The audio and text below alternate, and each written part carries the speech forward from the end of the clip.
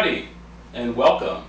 Well, first of all, obviously, I don't know if it's obvious, but my name's Ramzi Abed. This is my channel, or YouTube channel thing. I have decided to start a new series. This one is an interview type of series. It's really more like a conversation series, discussion series, something like that. That is specific to people that I've collaborated with on my films and art and music and movies and things like that. All different kinds of stuff. Anyhow, this is the first episode, so this is the inaugural episode of CO-LLAB-LAB.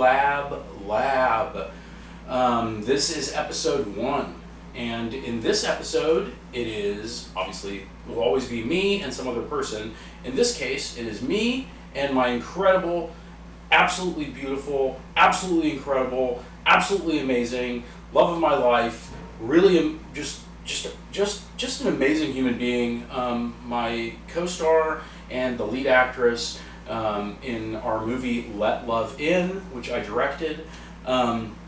Anyhow, we'll be talking about a lot of stuff today, so tune in, check it out, and more to come. Thanks again. And I have terrible posture in this video, so I kind of look like I'm I don't know, like a caterpillar or a pig or a troll or a big rock or something. This is how I look normally. Not that I'm in great shape or anything necessarily, but anyway. Yeah. Thanks again. Cheers. I've been looking for you, but I don't know where to go. I'm alone. I'm alone. All I can think about is, where are the friends in the biz? I'm alone. Wow. So I guess we can officially start. We'll just say this is the start of the thing, right? Maybe I don't know. Mike was around here somewhere too, but I don't know. I have to partially leave this door open so you can get in. Okay, that's cool. No worries. All right. Well, hey Victoria, how's it going? Hey, it's awesome. Thank you so much. Yeah, thank you. Thank you for being part of this. This is this is a first. I'll go ahead and say that, I started a YouTube channel, as we will probably discuss a little bit about that. And I had no idea where this thing was going. And it's funny, I'm actually I'm a big fan of this movie Backrooms. I don't know if you've seen it yet, but I like that filmmaker. I feel like he's like my son. That's awesome. Just like what's going on in his brain, But yeah, he was such an inspiration, and it's so weird. I didn't know, this whole new YouTube thing's so cool. I mean, I used to have a YouTube channel years ago, but I didn't use it, I guess, to its fullest potential in a way. And I'm finding it to be a really liberating, really kind of awesome. I mean, obviously we had to figure out kind of the parameters. There's some little things, which is so weird because we'll discuss this, but there was a previous cut of the film that was on YouTube, and apparently it was problematic, even though it wasn't really that different from what's on there now. But yeah, I mean, so skirting, maybe it was a little edgy, but it's funny how the littlest things are so much for people, even though that's the whole point of the film, is kind of to turn the things that you'd be ashamed of, or be oh, I can't believe you do that, or whatever. And it's well, that's all in the human canon, that's human behavior, Totally.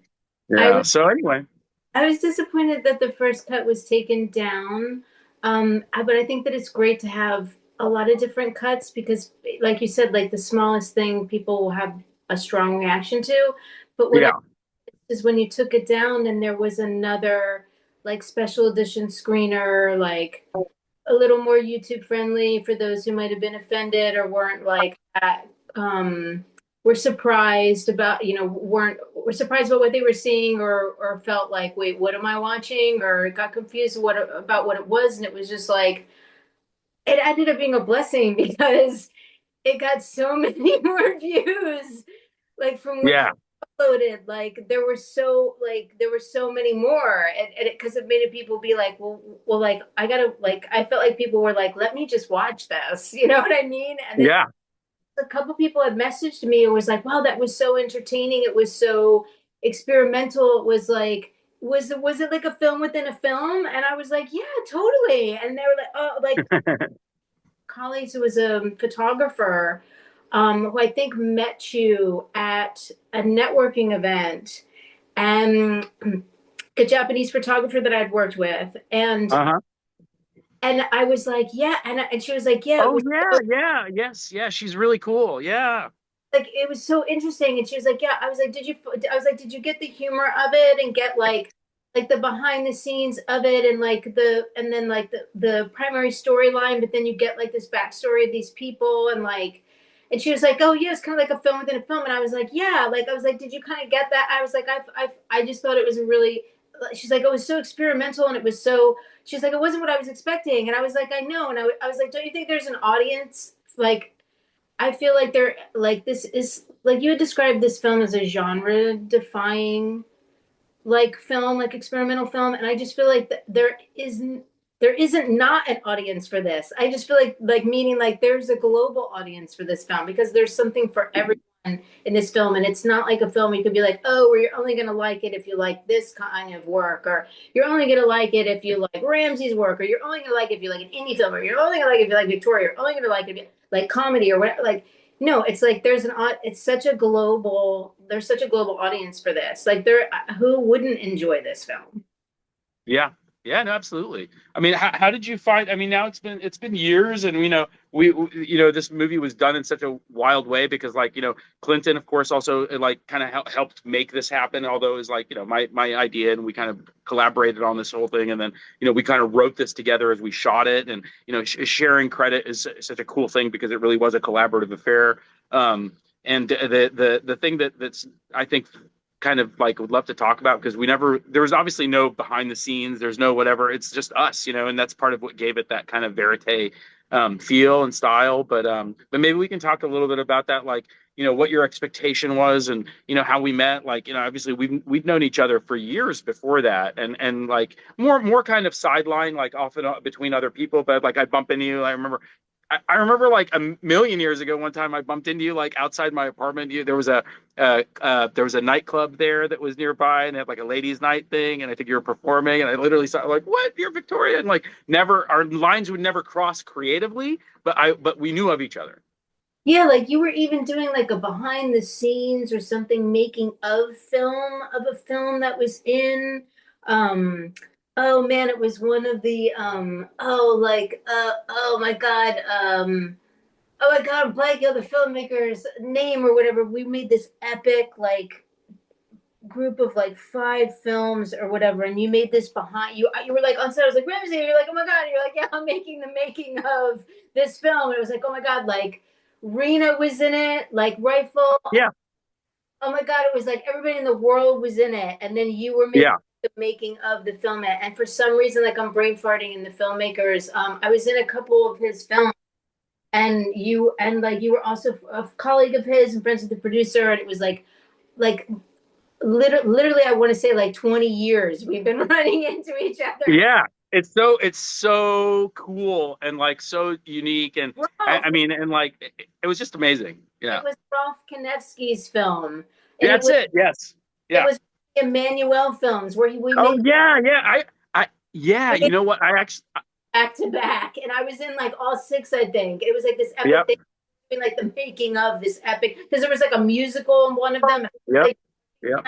Yeah, because they turned one of them into like an Alice in Wonderland meets Wizard of Oz kind of thing, and yeah, yes, yeah. Oh, and the cast is amazing. I was such a fan, and and like you're just, I mean, you're like so beautiful and so sexy and so funny, and like and to see you in I mean, Rolf and I, by the way. So it's funny you mentioned Rena, Rolf, Rena, and me, Ramsey.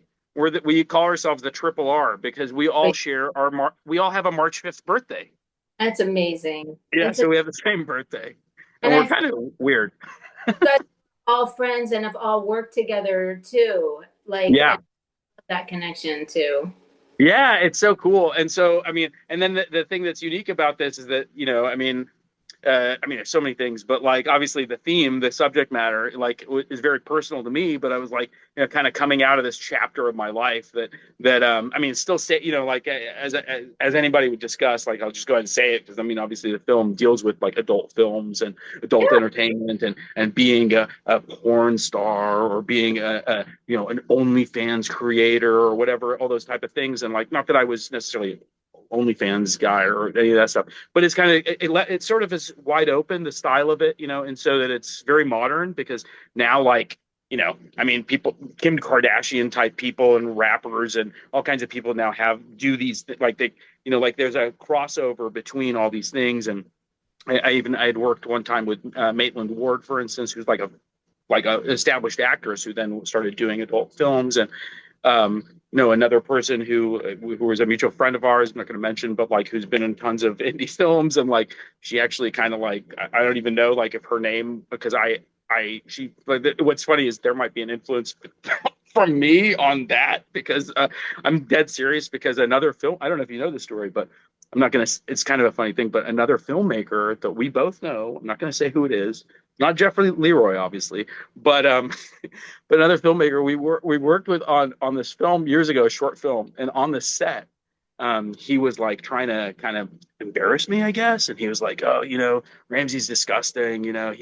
He does adult films and all this stuff." And this was this was years ago, and she was like, "I think that's cool," and I was like, and then I told her like, "Actually, it's not really that cool," but then she actually was like, tell me more. And like I was like, okay, blah blah blah, and like but yeah, but anyway, but I mean years later, and I'm like, wait, is that the same person? What happened? But again, that being said, like I mean, it's who we are as people. Like one day you're like in school, like one day I'm gonna study medicine, and then next thing you know, you're like, no, fuck that, I'm gonna be an architect, or like whatever, I'm gonna drop out.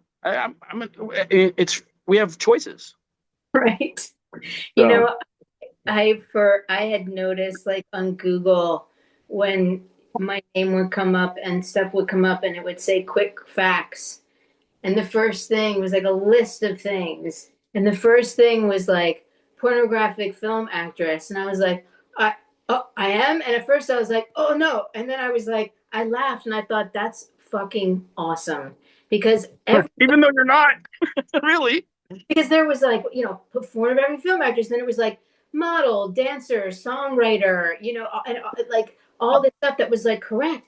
And then I was like, oh my God. And at first I freaked out. And then I was like, wait a minute, this is fucking awesome because everybody in the world is going to look up Victoria DeMarco. They're never going to find one. And that's going to be awesome because that's going to searches by popularity. And like Clinton and I think Clinton is awesome. And yeah. Discussion about like publicity and like promotion, and like I've been trying to on my social media, but I'm not doing a lot of social media these days.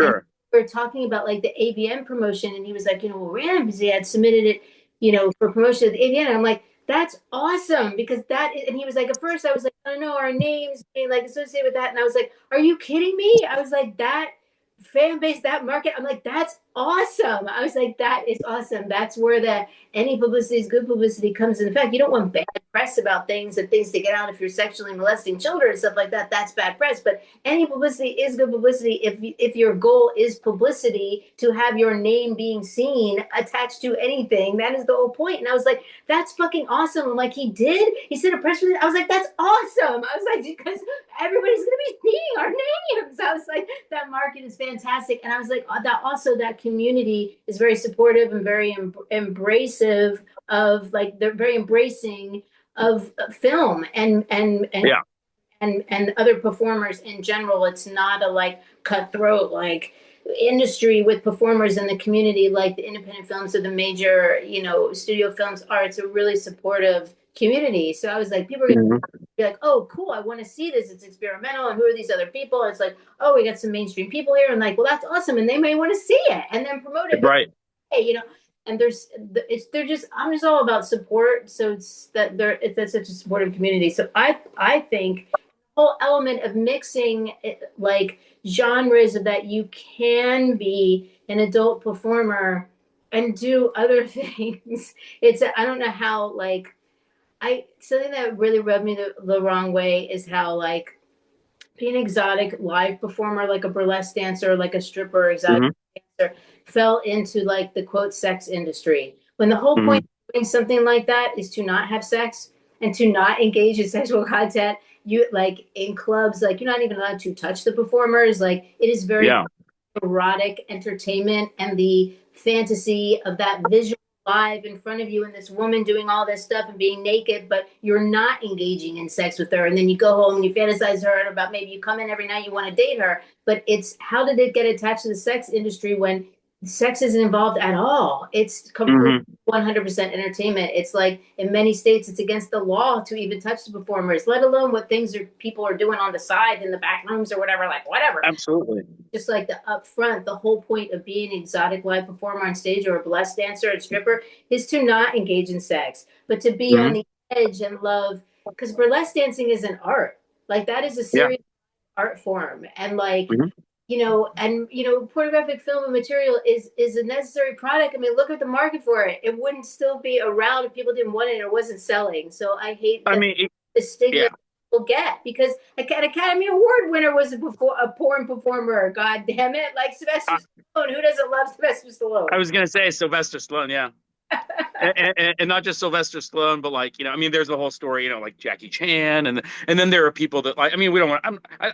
There's no to me, it's not about the shame of it, but the other thing that's interesting is that like people using certain terms to make to lump it into one thing, like you're saying, the sex industry or whatever you want to call it. Now I have there are a lot of issues with anything because there are bad people. Maybe the money's coming from bad places. Maybe the people at the top are the bad people. Doesn't matter. But the artists, the people who are making the stuff, and especially the people in front of the camera, just like actors in general, are really like they're not the bad guys. They're not the whatever. They're the ones who are communicating the thing. It's like anything. Art is a mirror to who you are as to Yeah, people. So it's like even bad things. It's like, well, that's inside you. I mean, sinful behavior. We're not. I mean, at least for me, I'm not here to push it. I'm not here to. I mean, I'm definitely now. Totally, my direction is very different. I'm making my films again. I'm really not doing any of that kind of stuff. But regardless, even then, the idea was never to like. I'm not trying to like influence you or bring you to the dark side or anything like that. Quite the opposite. Like I'm a very spiritual person. I believe in God. Hey, I may go. Maybe I'll go to hell. Maybe I'll go to heaven. Whatever. I believe in those things. But I also believe that like we're people, and maybe there's a slow path that we can have, and that's kind of my subversive thing here, a slow path that we can have towards love, towards absolutely. a pure thing, like which is what I always wanted to bring when I even did perform or even was in those films. And probably like a weird thing because and not to throw a lot of the guys and colleagues of mine that were men that were in the thing, but I'm very different from those guys and different from a lot of them at least, and so much as they're as with a lot of the adult films, it's like there is some fucked up stuff in there, and part of it is in the way that the sex is portrayed, and some of it is even in the personalities of the people. But like I was like, no, I'm gonna do my part to bring like love into it, and like always like make it lighter, make it romantic, make it about love, like and so I think the fun thing about this film was you can probably, I'm sure, add to this, but like, I wanted to subvert expectation.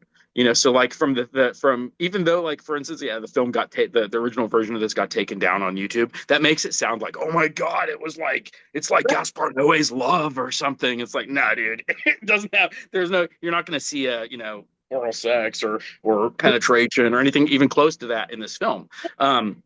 Even in the previous cut. And but it made that expectation. And I know, for instance, there was a guy that probably a stalker, but like continually, like for years, and maybe he'll watch us go like, yeah, and no shade to anybody. I love every human being. So like but he's like, hey, I know that there's this footage. I know there's something. Come on, man. And it's like, no, sorry, bro.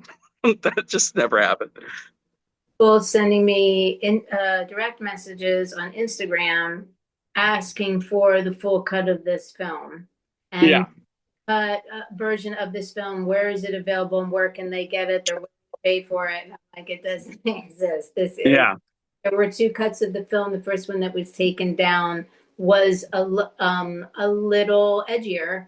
but it's really not that different from the cut that's up now. And actually, when I watch And both, it didn't affect any of the stuff that we shot. It had nothing to do with what we shot. no, and like there was no change in the scene of when Baraka gets to Vita's apartment and then they start going like, okay, this is the last scene we're shooting, and this is the scene, and this is Yeah.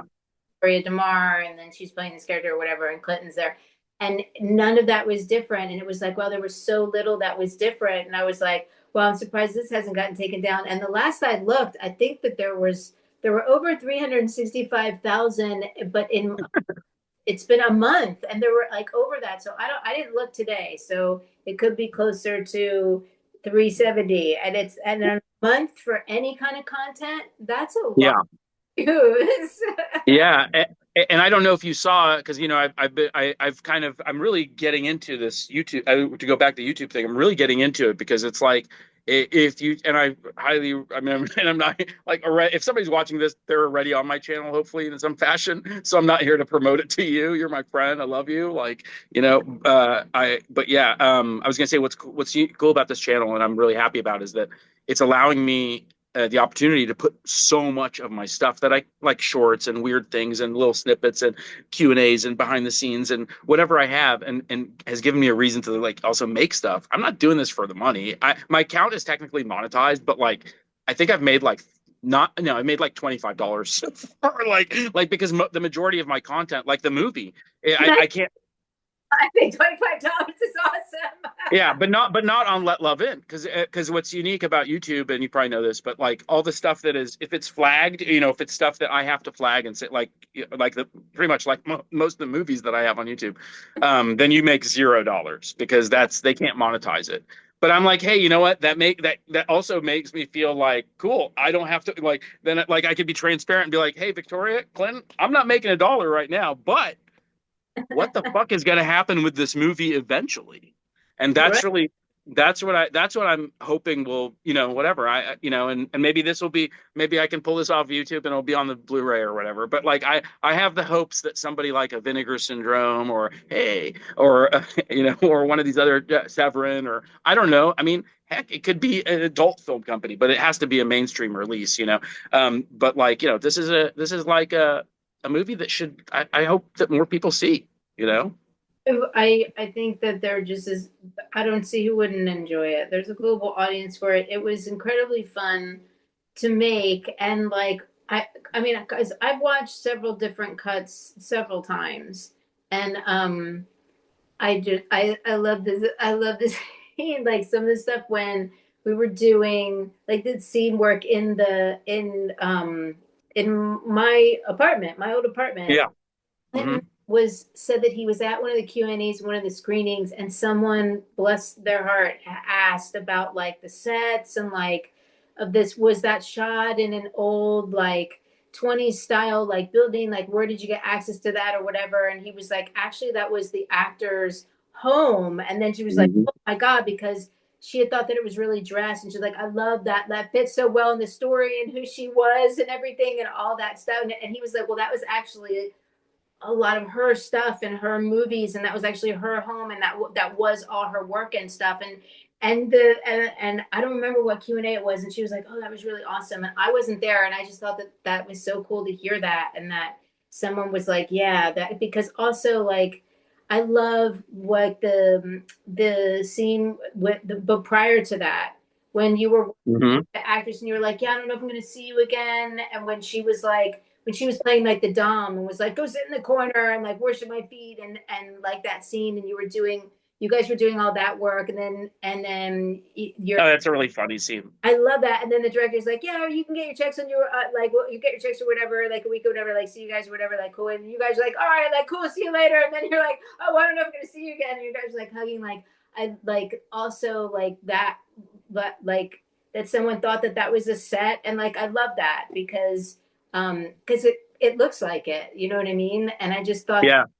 And also it brings like, because one of my friends had made a comment what had asked me was like, was some of the stuff shot to be behind the scenes but then ended up making like the primary cut? And I was like, I'm not sure, because we shot a lot of stuff I was like, because they're like, because it works. And like, so like, because it was a filmmaker, a colleague of mine was like, because sometimes you shoot so much stuff and you don't know what's going to work. And then sometimes something that you might have shot that would have been like, not, you weren't even going to use ends up in like being like your favorite scene or something in a cut. And I was like, yeah, there were a bunch of different cuts. And somebody else also made a comment about the music. And I was like, I love the score too and the music too. Because Yeah, and by the way, I haven't forgotten. I need to connect you with Ken. I actually just saw him recently, and I we hadn't seen each other for like 20 years, something like that. It's so cool. I got to meet his wife, and we went to Bob's Big Boy, so which nice. gotta go. So The music in it. I think the music just supported it beautifully. I think the music is so important oh sure, with film. It's just like it's just a marriage that I just when you watch a film that doesn't have music, or um, sound. A movie is sound and picture.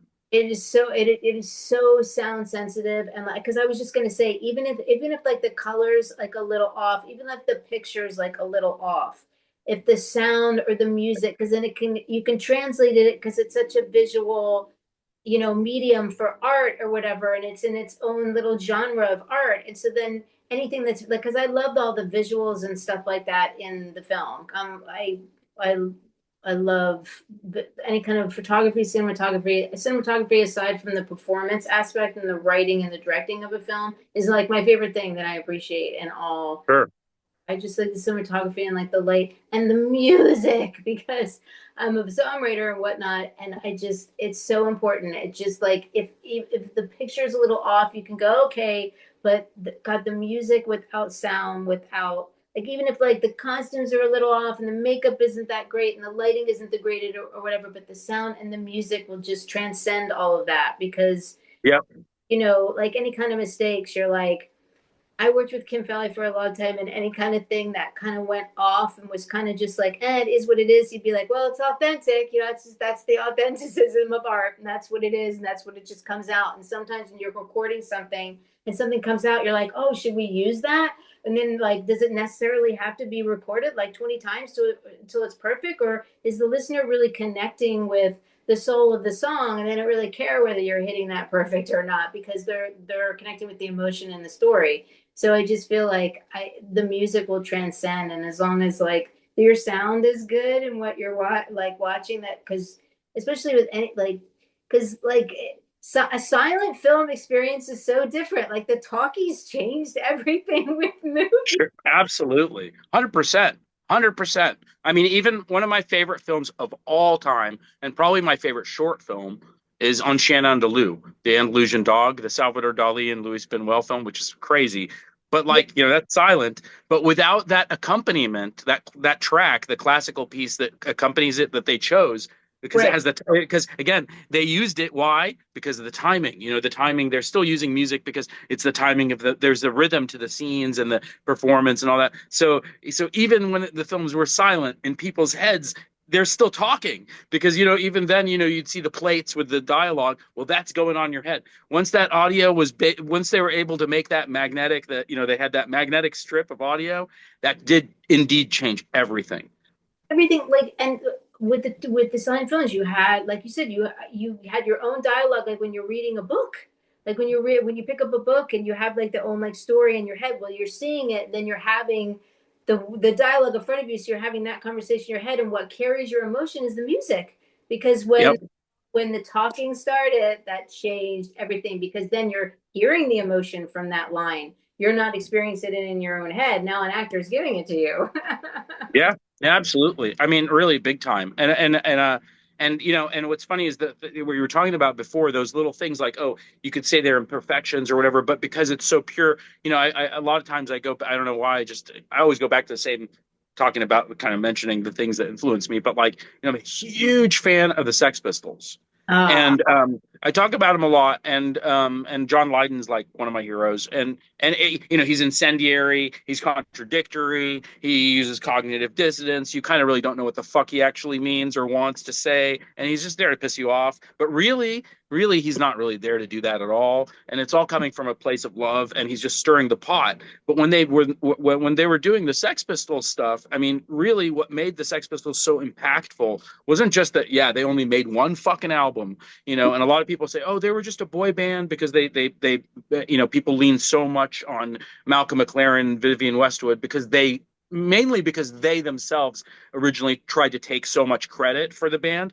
But the real reality of it is it's those four motherfuckers, when they got together, and they obviously didn't even fully get along, and a lot of that's John and then the rest of the guys, and it remained to this day, which is so cool. It shows you that, like, we don't grow up, we're kids, we're fucking kids. Look at the stars in the sky, those are old. We're like nothing, we're like sand, drops of sand in the space-time continuum. But anyway, but the Pistols were that raw thing, and like, yeah, it's so good, and it inspired so many people. These stories of these shows, I don't know if you know that, but like, there's two shows especially that they played, and at those two live shows, Joy Division, Susie and the Banshees, Bauhaus, all these bands literally at the show were like, Morrissey, I think also, literally all of these guys were like, I'm going to start a band. That night, The Cure, all these guys saw the fucking Sex Pistols. God, it's amazing what inspiration can do. When we talk about inspiration, oh my God, that's a line from the movie. I know, we talk about that in the film, and it's so amazing. And I was just so bummed that I missed some of the live screenings, because I would have liked to have, and I only wasn't there because I literally wasn't in the state of California. But I would have loved to have experienced, been at the Q&As and just experienced the live reaction from the audience. Yeah. I'm glad that people aren't commenting or aren't allowed to comment on the special edition screener that's on YouTube now, because the comments, people just say mean things just to be mean. Absolutely. So and sometimes people are immature, or they just want to talk shit, or maybe they want to say something nice. But I really actually I made comments off on all my videos. I mean, I've seen that with a lot of stuff anyway out there, but it's kind of good. It's like, no, it's like a painting. You don't have there's not like when you go in a gallery, there isn't a page, there isn't a piece of paper there for you to say, yeah, this sucks. No, you go fuck yourself. Thank you. And I love that analogy, because when you go into a museum, there's not a fucking comment board. Like, everything just, I'm really have been disheartened lately. Just sad. And it's just inevitable, because life is evolution and change, and technology changes. Yeah. The world changes and stuff like that. And the change of technology, like, it's a blessing because we're able to do this right now. But unfortunately, I'm so happy talking to you. You have no idea. It transcends just this conversation. We have to catch up and talk. I can't believe it. Honestly, nonsense. Like, wow, so cool. And you look great. You look the same, man. You look great. You're wonderful. Yeah, you look beautiful. Thank you so much. Technology is changing a lot of things, though. So I hope that, like, museums and those things still exist, because there's a lot of things about technology in our business. There's so many things that are changing, and just like, I've been in this business for 30 years now, and I remember when, like, headshots went from black and white to color, and it was like a catastrophe. Actors were going, like, out of their ballistic on the change, and this was only models that do this, and now and like, this adjustment from the photograph being color was such a catastrophe. And things going then digitally online, everything went digital. You weren't directly submitting your hard copy headshots, resumes anymore. You didn't have to staple those together and pile those up and send those out to submissions. The whole business went online for submitting to jobs. And then it was also a catastrophe, because some actors were like, well, I don't have a computer, and like, how do I get my headshot on? Like, what? It's not hard copy anymore. And then, like, all these different transitions, and now how, like, in-person auditions, like, in my side of the professions, have died. They've essentially died. Like, I haven't been on an in-person audition since March of 2020. They have essentially died. Everything is digital. Actors make their own tapes now and send them in to be considered for content. And it could be liberating in that, like, okay, like, now I just accepted it, and like, I'm like, okay, I'm an artist, I'm a performer. I'm gonna make some self tapes that they're gonna remember, because like you don't, if it gets seen, because my whole thing about going to Yeah, in-person I mean, yeah, was that like when you went to an in-person audition, no matter what happened, whether you got the job or not, you had the opportunity to show who you were as a professional when you walked in the room, what your work was like, what you were like, what they were going to get on set, like, and you knew you left an impression. Like I was an actor that would go in character and like bring props and do things where like people would make, like if I went in for a drug addict and I got the part, they were making bets whether I was really high or not, or really on coke or this or that. And some people were like, I think she's just that good of an actor, and some people were like, I think she was fucking high as shit. And like I was an actor like that. Like I went into auditions like I already got the part and I was like shooting it. And I love the fact that I knew I always left an impression. But with the digital yeah, age, submitting your tapes, I can make all these wild tapes where like I'm following the rules of what they want, but I'm showing my personality, I'm showing my work, and they're getting the most energy that they can from me from watching this tape, because they're not getting that energy in the room, and in the room experience is so different. So now it's not even being called in anymore. You're just given the opportunity to submit a tape or a video. And like if you're a performing artist and you've been that since you were 6 years old and you're not necessarily a technician making videos, it's also a challenge for you. You know what I mean? yeah, So yeah. you have to roll with, but like now it gives you the liberation where like I was talking with this another colleague who's been much more successful than I am as an actor and as a performer. And he's like, well, it's this freedom where you can live wherever you want. And I said, I know, I don't have to suffer living in LA anymore.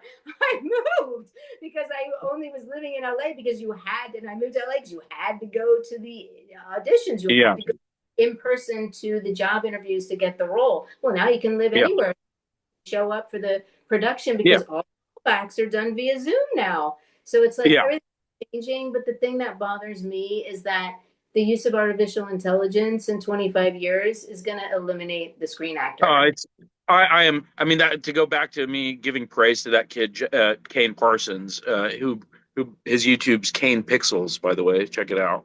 He's got like, and he has a thing. His other, this is funny too. He hasn't. That one's the one that with like 1 billion followers or something, right?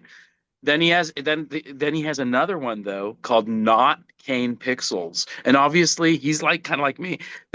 It has only like, I mean, which is still a lot, but it only has like 150,000 followers or something, because people, hey, I love people, no shade on you people, but you're idiots. Like we're all idiots, you know, like human beings are dumb, but people are dumb. They're like, because it says Not Kane Pixels. Yeah. But anyway, that's the page with his really subversive and trippy stuff. It's amazing stuff. And he makes music. Not only is that, you know, he's a filmmaker, does that, but anyway, he made this statement, which is, he didn't say these words. I say these words, but I say fuck AI.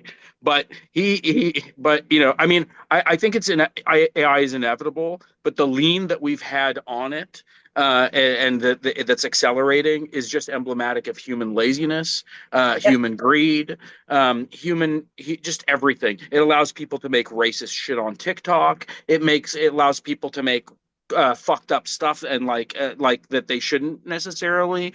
There's just so much stuff that I mean, those are the extremes, but those things are happening. They're like, you see them everywhere. It allows people to manipulate the facts in the news, which they try to do. I mean, it's like, and that comes from anybody, you know, and that makes it really scary, because you'll be like, oh, is that really Netanyahu? Why are Netanyahu's hands like look like they're a lobster in this video, or like this guy's like whatever. I mean, and not to take any, like, everything's fucked up from every side, and AI accelerates this process. And for filmmakers, it's like, dude, what the fuck happened to reality? Like, do you think that isn't the sun cool? What about clouds? How about the ground? How about, a beautiful person, or like a human being who can emote? Like, actually, like, oh my God, those tears. Have you ever watched those AI or even animated, in anime? Anime works because the art, it's art, and when you watch a cartoon that it's imbued with human emotion somehow. I think that like everything that people make, like the more you make it and you just use these things as tools, like a pencil or a pen, that's different. But like, but anyway, Kane Parsons is against AI, which I think is cool. And people are like, oh, but he does all this digital stuff, but he uses this program called Blender that's kind of like AI. It's like, It's really not. It's very different. You have to understand that, like, it's about you doing the work of Right. like, oh, I'm gonna make it look like this, and I'm gonna do this. It's not just you telling the thing how to do it, or just telling the thing what you want. You're talking to, I also speak Arabic and stuff too, but like, you're talking to jinn. Those are like the demons and stuff like that. You're talking to genies, and that's what I really believe that. And the thing is, like, oh, they'll give you what you want, but you dumbasses have watched all these movies and read all these books, Arabian Nights, you read the Bible, and I wish you'd read other stuff too, but like, yeah, they'll give you what you want, but they're gonna take more from you, motherfucker. And so, the AI will kill everyone and blow up Yes. the fucking planet, and God bless it for that if that's where it goes. But Right. that's what I don't want that shit, But I have full respect, by the way, to the jinn that are listening to this, any demons out there. Hey man, you get my respect. Like I fucking don't agree with anything that you do and what you believe in, but like, yeah, human beings, man, they're fucking losing, dude. The devil, whatever you're out there, like, yeah, man, you might be winning, all right? I know it's a deal that you made with God and stuff, and I respect that, and I respect everything. It's not up to me to figure it out, but like, fuck, man, people are really fucking this world up. And what do we want? To fucking like show a little bit of love, and that was the trick on this film. That's the trick, because the movie is like, you've seen Right. Eyes Wide Shut, right? You've seen Eyes Yeah. Wide Shut.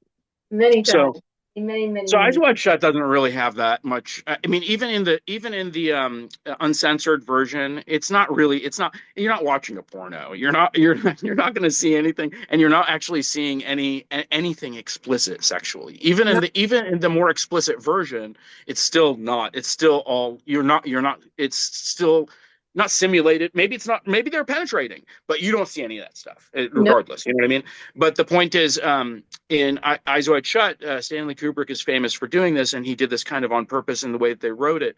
But he engineered this film, on sort of the tabloids of like casting these two people, and because they were Scientologists at the time, and because they're a real life couple, and because he's going to deal with sex and sexual stuff between them, and infidelity and intimacy and all these things that you just, the audience doesn't know for sure, but they know this thing is coming.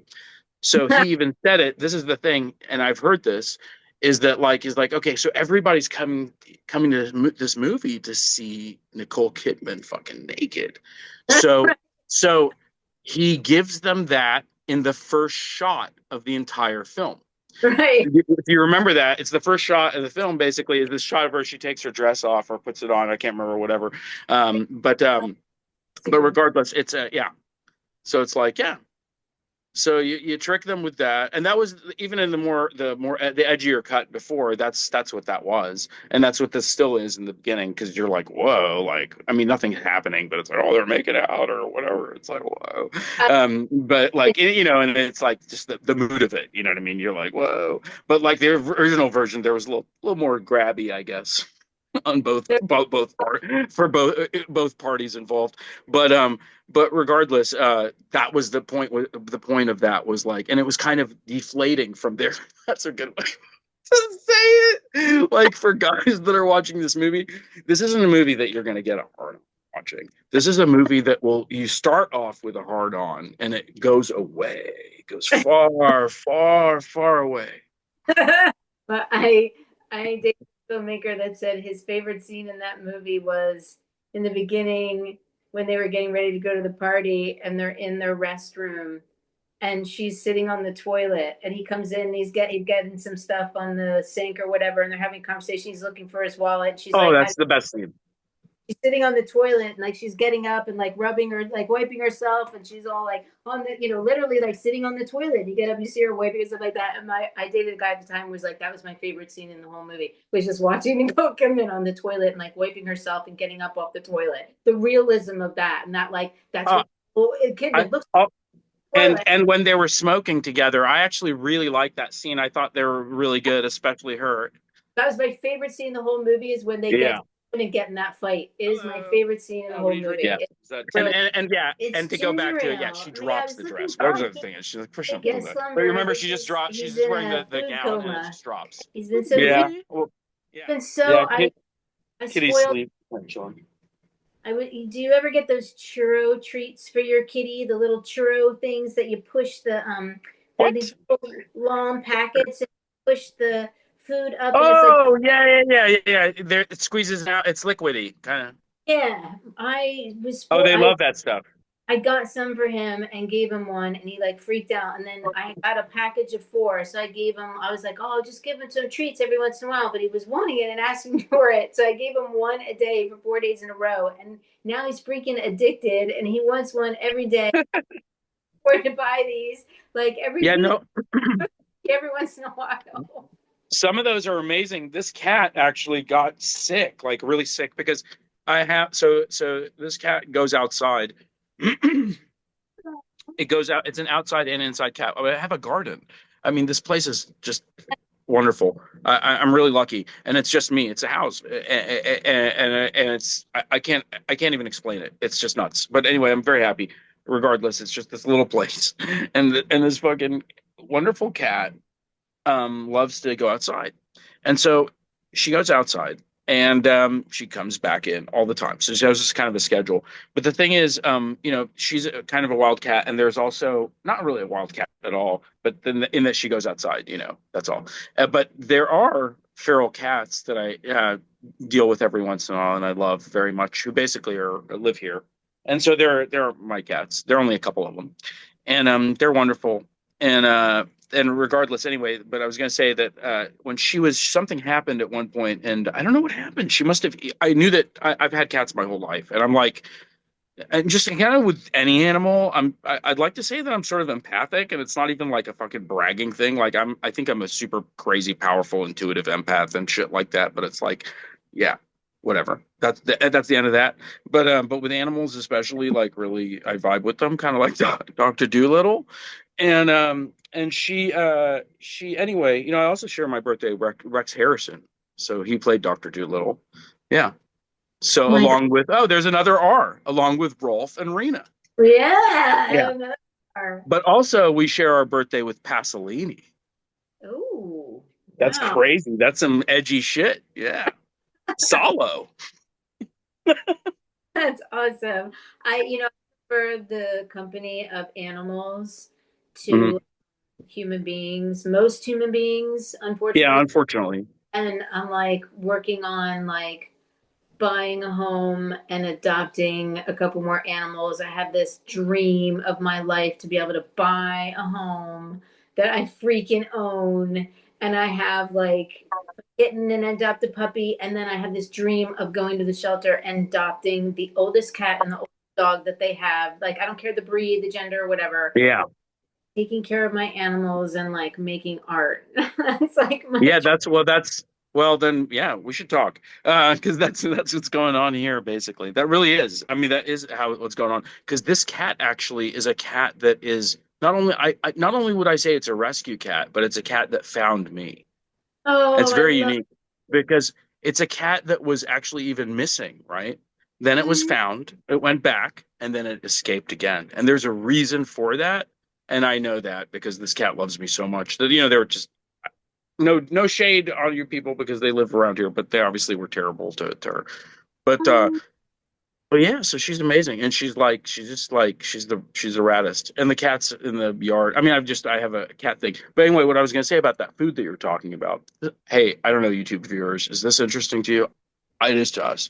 So, but that food they were talking about, when she was sick, something she must have eaten something. I just knew that something had happened, something she ate or something she did made her really sick. She wasn't eating. I was like, what the fuck's going on? She wasn't going to eat her dry food, and she wasn't really drinking water that I could see.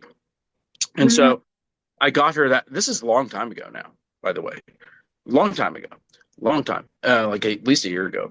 And I gave her this stuff. I got her all different ones. She loved it. And then I knew that would be the bridge way. I like built her way. It was really fun. I'm like, I didn't, because I used to take animals to the vet and stuff like that. And I've always done that before, but I'm a very kind of, for the most part, anti-vet person, just like I am for the most part, an anti-doctor person. I really am. Like, it's just my thing. And I like, I mean, it sounds retarded, and people can say, oh, he's just, I mean, I think RFK Jr. is an idiot, but like, you could say the same thing about me. That's fine because I do the same thing, but I think he's an idiot. I'm just more of the MacGyver with my body and stuff. So I know how to take it. I just fix my shit, like, So I'm also ambidextrous, so I can do things like this. Nice. I like to like you. I'm not Oh, that's really. not ambidextrous. That's not called ambidextrous. That's like hyper. I don't know, hyperextending yourself. What is it Yeah, called? like jointed, hyperextending Double yourself. jointed. Yeah, yeah. I'm not supposed to do it anymore because I actually dislocated my hip like 6 months ago, and then I had to pop it back in. And they took me. And what's crazy, it was so painful. And imagine they rolled me into. I went to an urgent care, and they said that I'd have to go to the ER. And then they explained, and I don't have health insurance, so they explained how much it costs and everything. And I was, and I literally, Like guys from my work picked. This happened while I was at work, where it got so bad because I think I popped it, and then I just kept. It just must have kept going. I don't know what happened.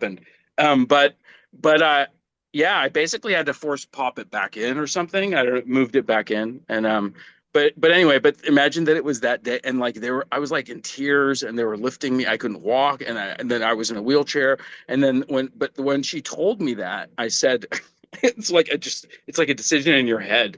It's like I was like, and I was like. She even said how much it would cost, basically like the most basic thing. And it's like if I don't have insurance and all this stuff, and I'm like, yeah, just don't worry about it. I'm fine. She's like, are you going to be okay? I'm like, I'll just fix everything. And so I told and the guy who drove me from work who worked on First Person Savior, my other movie, nice. actually in it. Anyway, he's like, he drove me because I was freaking out, obviously, and I was so much pain. But I told him just take me to to like a CVS or something. And I got all this stuff, mostly just, I don't even remember like pads and different things and whatever. And then I don't know what I did, but I fixed it. But I mean, I fixed it like right away because he took me back to work and I was walking. I did have I got a cane, but I didn't have to. I mean, I didn't have to use the cane after that day. I mean, I was scared. I was still using it the next morning. I didn't use it.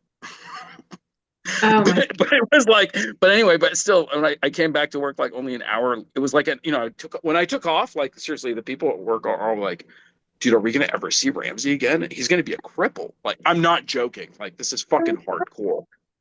And then like an hour later, I was there and I'm just standing there with the cane. And then like one of the guys, and these are all young people. They're like, are you okay? I'm like, how are you fucking standing? I'm like, I don't know. I think I'm all right. I'll be okay. I know doctors are expensive. I'm not like I can't say Although that. ibuprofen helped a little bit too. So. Yeah, but I just feel like every time I go to the doctor, they're just like this, writing me like, and they're not even listening to what I'm saying. They're just writing a prescription, get this filled. You know what I mean? So they can get a kickback check from the pharmaceutical company. So I'm just like, Oh, it's not. It's that, and then them helping alter your body chemistry and making sure you get something. right, and like they make you stay like on I'm, stuff drugs you don't need, and like I don't know. I try and like use as much of the resources from Mother Earth that you can find. There's like so many herbs and that's things it. heal your Yep. shit. Yeah. Yeah. Yeah. I mean, I eat the colors of the rainbow. I kind of eat everything. I don't eat pork. I don't eat pig meat. No shade on that either. Enjoy it, everybody. I have tried. For people who are like, oh, you're one of those Muslims or whatever. And I'm like, in college, I actually tried pepperoni pizza because I'm like, I'm very open minded. That's who I am because people don't know anything about us or me. Definitely not me. You don't fucking know shit about me. But even though my life's about as much an open book as possible, you can see so much of me on the internet and stuff. But obviously, we've talked about this. But anyway, but yeah, I tried it when I was college, and I didn't like it. And yeah, and I know the pig's a dirty beast, and it's gross, and I don't eat it. But regardless, you can eat whatever you want. You take care of yourself. Take care of yourself. Eat the right things. Get your vitamins, get your minerals, get your protein. Obviously, I do subscribe to having a pretty balanced diet. I mainly love to eat the colors of the rainbow. I kind of use a lot of Ayurvedic, actually, dietary stuff. I base foods on my personality type in a way, how I'm feeling. If I'm feeling angry, I should, there are doshas and things that they talk about. I mean, my beliefs are, everything is all encompassing. But yeah, like you could do that. and like take vitamins too. Like I do believe in some things that are man-made. I have to trust that human beings sometimes put the real product in the fucking thing that you buy, even though most of it's like cellulose. Yes. Yeah. But I still take them because the power of the mind is huge. And Yes. the brain makes things happen in your body. And like I talk to all of my organs, and I talk to my blood, and I talk to my every talk. I like consider I'm kind of like Voltron with my body. Like I that's how I think that all human beings don't even understand that that's how we are. Like God made us, like robots, basically, like the perfect robots. But we, like different ways. Everybody has their own disabilities and stuff because really everybody's disabled. Um, Most people don't know that. That's interesting too. The people who are assholes towards disabled people, they're disabled somehow. Like they really are. Like everybody's disabled in some capacity. But at the same time, on the flip side of that, everybody's like enabled in so many capacities. But yeah, the way you take care of yourself is up to you. So Yeah, I think if someone makes fun of a disabled person, their character is disabled because that's a horrible, soulless thing to do. And I went vegetarian because I ate bad pork and it almost killed me. So yeah, mm, I really should try and just stay with the stuff that comes out of the earth. That's your best bet, I think, as far as yeah. nutrition. Supposedly, I read about it because they couldn't really they didn't know the for sure the whole deal. But you know how the thing is. I mean, it really happened. In fact, he talked about it, but he didn't understand how the thing worked. There really was a brain, like a worm in RFK Jr.'s brain, and that worm was not. He was like it ate some of my brain. That's part of what he used as an excuse in his lawsuit or something. But it doesn't work like that. It like dies in your. It just dies there, but it does some damage, obviously. But it didn't eat part of your brain. It's just, but anyway. But the point is that happened. Apparently, that happened because he ate what they believe is that he ate undercooked pork, Hmm. and Hmm. that actually put a fucking worm in his brain, which is kind of cool, actually, if you think about it. Like, how the fuck? That's pretty neat. Like, how do you eat something? It goes in your here, and then it goes up here. Like, what? Yeah, How means does that it's work? that's seriously toxic. That shouldn't happen. That's Yeah, seriously toxic. yeah, Bad meat can kill you or seriously screw you up. So I yeah. think if you're gonna eat meat, you're taking a risk, but go for it. To each their. Um, I daily take drops of oil of oregano because oregano has a polyphenol monoterpenoid in it called carvacrol, and carvacrol Hmm. heals or kills everything. Like meat comes with a lot of parasites, obviously. That's when you get sick from food, bad fish or bad. Yeah, That's because of the parasites. So I take the oil of oregano daily because that apparently kills all parasites in your body and your colon and your stomach and your intestines and all that. So I don't eat meat, but just in case there are any parasites getting in my body, I take that daily because it can really huh. Yeah. I mean, I do everything I can to strengthen my immune system. I never got COVID, for instance. I And I mean, you know, either. yeah, and there's just other things like I haven't, like just you gotta just know all these. There's so many, yeah, like we're talking about the natural stuff. There's so much stuff that you can use, like ginger and ginseng, and ginger really is like a huge one, and turmeric also is a huge one because it's an anti-inflammatory, and all these things that I ingest oil of oregano on a daily basis, turmeric on a daily basis, high alkaline water on a daily basis, and ginger on a daily basis. So my immune Yeah, system is as high as it can go, especially with the oil of oregano and, like you said, turmeric and yeah, ginger. That yeah. that green tea also I ingest daily, and high alkaline water because a colleague of mine was a former Playboy playmate. Had breast cancer, which, if you can imagine, a beautiful model like that, whose her body is her art, is her work, and how devastating that could be. And she cured herself from drinking, bathing, etc., in high alkaline water, and that with the highest pH that you can possibly find or get. And she had a machine that she poured the water, purified water in, and made her own. And she cured herself, and she, is Wow. abides by it, swears by it, and just how, since the body is 60% water, and if you ionize your body, it's in a high to be a high alkaline environment. Things like cancer can't exist in a high alkaline environment. They thrive in like really acidic environments. So like I try and make sure the water I'm drinking is purified and high alkaline. Like I really try and go the distance. I don't bathe in it because I don't, I don't have that kind of Yeah, no, yeah. lifestyle No, at this. that's awesome. I would bathe in it. But I mean, if you have a pool, which I grew up having a pool, I don't have a pool at this time, but pools have extremely high pH levels. I remember as a kid, we were always checking the pH level and putting in the chlorine, depending upon where it was or whatever. But that's very good to swim and bathe and stuff in pools because the chlorinated water is actually very high alkaline. Yeah, yeah, that's amazing. All right, well, I want to get back a little bit before we're out of here. I figured I'm not like it's not like this is like a podcast thing or like one of these things, but it would be fun to like talk about this.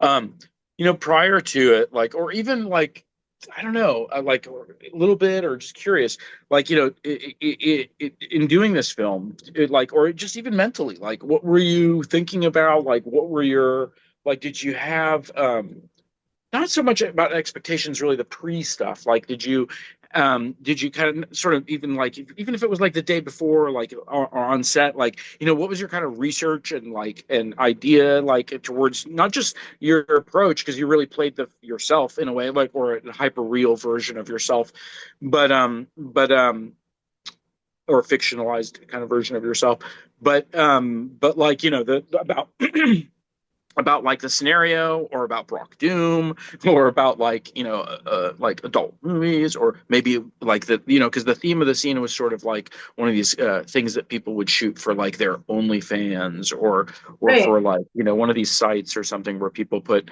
sort of personal content, but they're making like they're kind of like a lot of times it's even artsy, or it's just like personal, or it's just a couple or something like that. But what was your kind of research method or idea? Like, what was your thinking? Was really excited about like merging the two and what you wanted to do with the Brock Doom character. And I was really excited and almost nervous to work with you because I wanted to make sure I had like a lot of ideas. And I knew that like I wanted to talk a lot about like Hollywood because it's so immersive of like there are like a lot of like performers that like I think there's a misconception of what not every artist that comes to Hollywood has the same goals. And some people who get into the adult world, that might be their goal, and that's totally fine. And I liked exploring the ideas of the acceptance around that, and that someone like just the way like Hollywood was and how it is and where it's going, like all content that you see, because everything's very, it don't really call things film anymore. It's all the content and you're streaming content and this and that. And so that's all like going to be taken over by people who like social media channels and stuff like that who have people are referring to them as influencers, and influencers are getting like Screen Actors Guild contracts to be in certain things now. And I just feel like the digital age is going to shift everything and what people are making, and like thinking about like getting everything like back to love, like what we talk about it in a lot of like the scenes with Vita and Brock, like in the Hollywood Hills apartment, about how like everything starts with love and comes back to love, and how like the like arc circle of how like death is actually a beginning, and that's the beginning of things, and kind of going backwards. And like I'm really happy about the fact that like I'm getting older and like I'm glad like I don't know if I'm going to be around for another like 30 years, like 20, 25 years maybe. Like I'm not really sure how much longer I'm going to live, and like I'm not afraid of that. Like I'm excited about that. And like like the character was kind of exploring about how like when she was homeless and she wanted to go from being homeless, like it was based on what my experience was and whatnot of living in a car and living in hotels and then living in the Hollywood Hills, and like not being an A-list star, but making a living as an actor for like a really long time, like 25 years of living in Hollywood. I mean, really honestly, like between 18, 20 years of that time, I was really making a living as an actor and a model and a dancer and a recording artist, and like all the things I dreamed of doing as a little kid. And like I wanted to somehow incorporate that all into the story and the film, and exploring that with what we were there to shoot, and talking about like, oh, is he like a sugar daddy coming over like to like hang out with her, and he left the film premiere to be with her. But like it's more than that, because he could like she's an all-around escape, and like he actually really loves her art. And like I love the part in the scene where like she's asking Brock, like, do you even like my art? Like you left that for this and you come here, and like, do you even like my art? And then he's all like, it stops totally and like takes a minute and is just like almost like that question like offended him, and he's like, I love your art. And it was just, I just, it gives me goosebumps. Like, it's such a profound moment. Yeah. It I don't know, it said a lot about those characters, and I just felt that like, and also like the whole fairy tale of Hollywood, and like how the like Clinton, like the director, and like Vita are talking about like who are your influences and like things in Hollywood, and then like she's all like, oh well, Marilyn Monroe, and like this whole story arc and fantasy of what Hollywood is, and then Vita's talking about like she's a fairy princess and she's running through, and like I got really emotional when we were doing those scenes about like she's running through the forest, like she went to see herself as this fairy princess running through the forest, but now she's tarnished and she lost her shoes, and she's barefoot and she's dirty, and at one point she's all like, my crown, it's tarnished, my crown's tarnished, and like the dress is ruined, and like, and she's lost her jewelry, and it's just like my dress, and then he's all like, wait a minute, I'll get you a new dress, and then she's just like, I just need new everything. And I just felt like it was so symbolic about what like was going on in my life, and like what goes on in the life of an artist, what goes on in the life as an actor, whether you're making content for OnlyFans or an adult film or an independent film, whether you're a mainstream actor or an independent actor or you're an underground artist. And I just felt like the epitome of like that moment and that ending scene of the two of them, and then at the end, and then he's all like, yeah, that's it. And like, and I Yeah. there was so much that I wanted to say, and then like I was like, how are we going to shoot all this? And I remember thinking like, I wonder if we're going to do more days. And then because I was like, how are we going to get all this, like what I thought that we might have been wanting to go for. And then it all that, like, I think everybody was just really prepared, and then it all just came out like really, like, when then we only shot that one scene on that one day, and I was like, are we going to need days? Because like, how are we going to shoot all this, just like time wise, how are we going to get it all in, that what we were trying to say?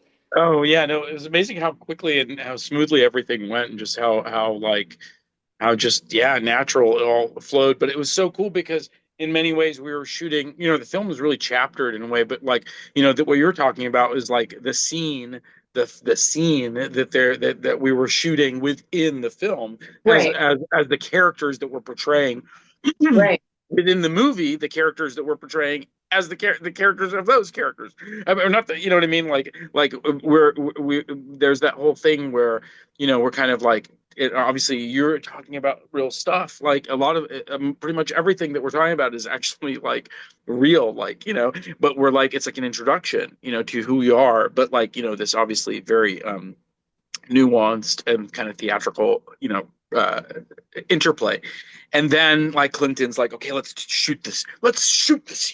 Yeah. And it's sort of like I wanted to make it like, what made it funny and really worked is so great is that like, that's the scene where it really turns into almost like a little Mel Brooks movie or something, Yeah. because it changes, the tone changes so much, and it becomes, and you're like, and actually, I think that this is the fun part for me. I hope that there are audiences that like this, and I think it's so sweet. But it's like that's the moment where we realize, like, or where what's happening in the scene is like comedic, obviously, and also it's romantic in a way, but it's like goofy. It's like, oh, this thing happening, but what makes that so dynamic, I hope, is that it's like sweet. Yes. It's like, and that, like, the audience is like, okay, I'm gonna, I mean, I don't know, like maybe some people are, gross or whatever. Like, I'm gonna, okay, this is it's gonna get really hot. I'm like, oh, I'm ready for it, dude. Oh, here we go. And it's like, no, no, no. As I was saying, the film is kind of like, just understand, it's like this, it's going down, it's going down. But the thing is, but that's how a guy would look at it. But really, it's the opposite. You're going up because at that moment, and it's really cute and it's sweet. But there's this little peck, that we have, and it's like a fraction of a second. It's like so, but that's part of what makes it so sweet. And that's the moment where it's like, okay, I think we got it. Yeah. And then you're like, and that's a meta moment. but it's also really not real either. Like that's acted, but like that's a meta moment where the audience can even be like, okay, is that Ramsey now as the director? Because like Right. now we're going back 3 more layers, or like, oh, they pulled a joke on us, like you know what I mean, or oh, it's so sweet, or are they now a couple, or like what just Right. happened? Like what the fuck just happened? Are they? And then we have that last shot, which keeps repeating, and then you're like, oh, okay, but you don't know what the fuck just is going on. You know, it's like, and like, yeah. And they, wait, I just feel like a lot of my audience was like, "What the fuck? Victoria didn't get naked? This is bullshit!" Like they're waiting, they're waiting, they're like, "This is awesome, this is awesome. It's gonna be this awesome love shit." And they're like, "Oh, it's getting dramatic. There's a little drama in there." And then all of a sudden, it's like, "Oh, it's gonna be a hot scene next." And then it's like, "Wait, that didn't happen. Wait, what just happened? Wait, are they a couple?" And then it's like, "Wait." That was them shooting the scene. Oh, that was the characters. Oh, wait, that's them now. And they're like, because at one point I was like, wow, this is some pretty good acting. No, it's really. I mean, I'm so happy that because I really don't. What's funny is that like I mean, I personally don't see myself. I mean, I know that I technically am because I've done all these other films and like I've been nominated for awards in like AVN awards for acting, like for Yeah. acting specifically.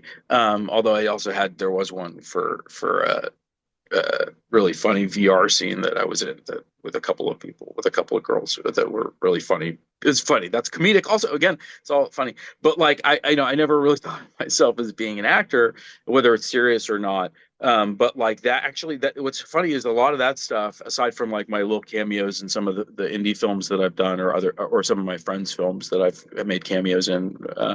I think it's a lot of those adult films, and also it gave me a real opportunity to actually act, to like no, because I what's interesting is that like again I really don't, I'm like, as you know, and that's what's conveyed in the film in a way. I'm like really not like, it's like, dude, I understand. I'm not proud of that necessarily. I'm not like, you know what I mean? It's a lot of things, but I'm very, not just whatever, dude. It's not who I am.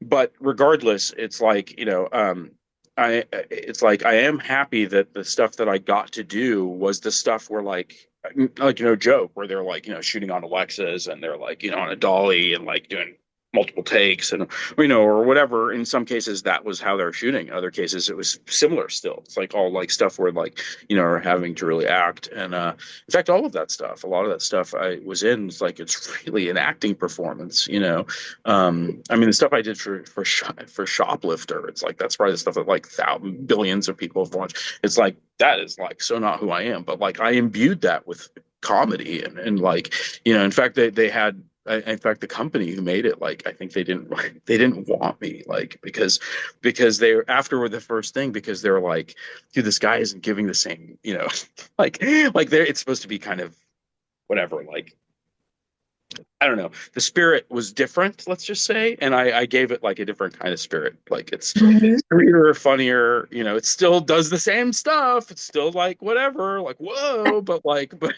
the point is that's where I think I was happy to be able to bring out something that's more like. I mean, this isn't a Disney movie, but like this is practically a Disney movie. Let Love In is almost like a Disney movie. It's not really. It's not. It's so not what.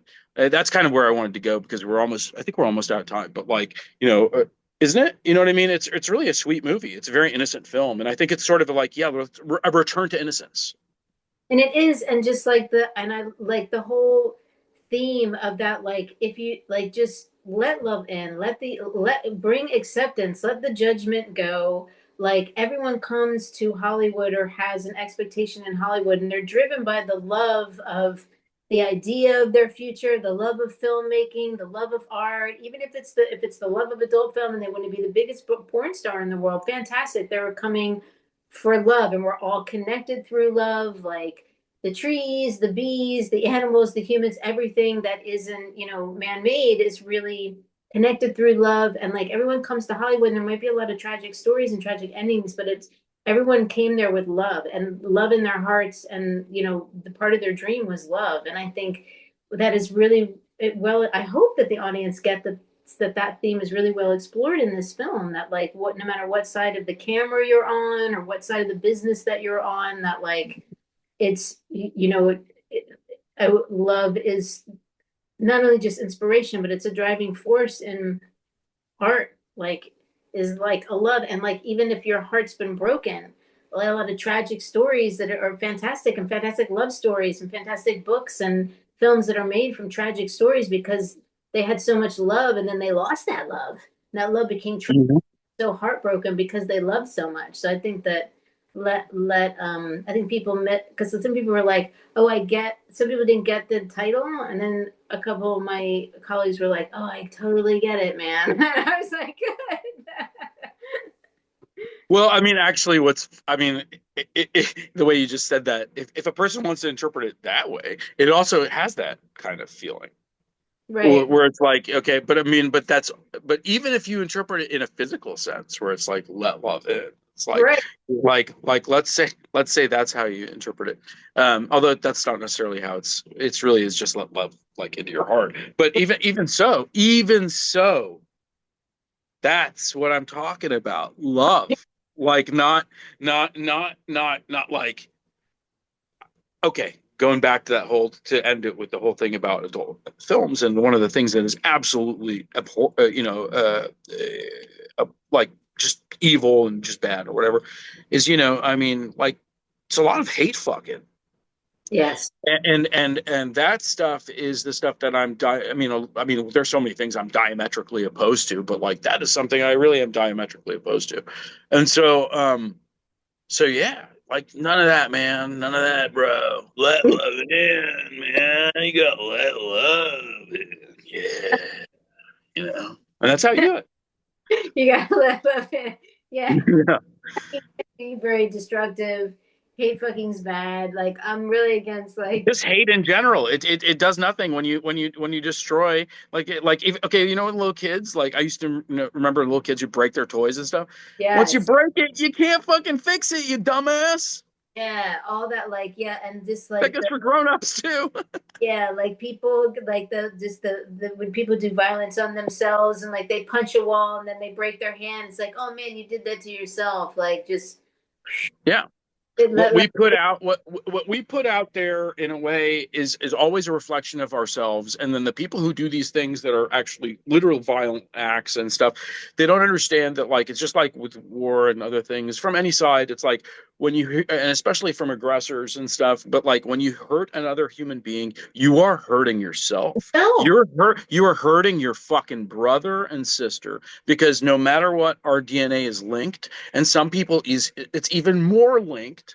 And ideology and beliefs and stuff, that's fine. You can fucking believe that, you can believe you can believe Smurfs run shit. You can believe that Donald Trump's the greatest guy in the whole world, and he's Jesus Christ. And even though he looks the way he does and stuff, but maybe it's a disguise or whatever. You can believe whatever you want. You can believe that. It's totally cool. You can believe like anything. You can be like Orthodox Jewish. You could be an evangelical. You can be whatever. But like, but you can't fucking hurt each other, you fucking dumbass motherfuckers. You can't do that, because when you do that, you do it to yourselves. And I swear, I know there's no way to prove it. It's just like any of this stuff. It's just like the election stuff. You can't prove it. You're not gonna be able to prove anything. Nobody has proof of anything anyway. People are full of shit. Everybody's so full of shit in every way. But the point is, I'll tell you this: I don't have proof of this, but like, you're gonna go to fucking hell, man. You're gonna go to fucking hell. You don't even know what that's like. And like, man, I mean, I'm like so deep in the shit here in this fucking world. Is like a shit world, but I'm ready. I'm ready to sling some shit, you know. So yeah, people are so dumb. And all they have to do is just be nice and like smile and fucking like, just do the right thing, man. Like Spike Lee said, do the right thing. People don't destroy, make it Yeah. happen, man. Let love in Yeah. with that, guys. You know? Acceptance and love, because it's true, when you hurt others, you really are hurting yourself. When your Yeah. mind go crazy and you get upset about something on the outside of you, it's really from something that's disturbing the inside of you. So, just scream into your pillow. Don't go out and hurt anybody, because your emotions, like as a human beings, they change every 20 minutes. You'll be upset and angry for 20 minutes, scream at your pillow, throw things around your room. you'd be like, oh shit, they never Make art, make art, make art, make music, do put stuff. it in a book, put it in a screenplay, put it in Yeah. a painting, put it in a photograph, put it in a poem, put it in art. Build a chair, anything. You know what I mean? Oh, Turn yeah. it into something constructive. No, I mean seriously, like I believe that every human being, literally, I believe. First of all, this is a weird thing to say, but this I literally believe this. I believe every human being is an unrealized artist. Now, and I actually mean that in any capacity. But the definite one, I mean, they could be musical artists, they could be this, that, the other, but I actually mean a visual artist. I believe every human being is a visual artist. Every fucking human being, and even a blind human being, is a visual artist. Can be, will be, do it if you want to, whatever. I'm just saying, hey, encouraging people. But again, everybody has the capacity to love. Everybody has the capacity to hate. You can kill something like an insect. Sometimes, in some cases, you feel like you have to, or you can let it live. But on a grander scale, with people and like in general, like let it roll, man. Let it roll. Let it roll. Totally. Yeah. Yeah. So anyway, well, I love you, and this was an amazing. I mean, I really, I can't, like, part of the. There were some times where I like leaned in. I was just making sure like it's recording. I'm still hoping, like, I set up all the stuff so that this records the cloud and everything, because I'm like, oh my god, this is better. So I think everything's correct and it should be good.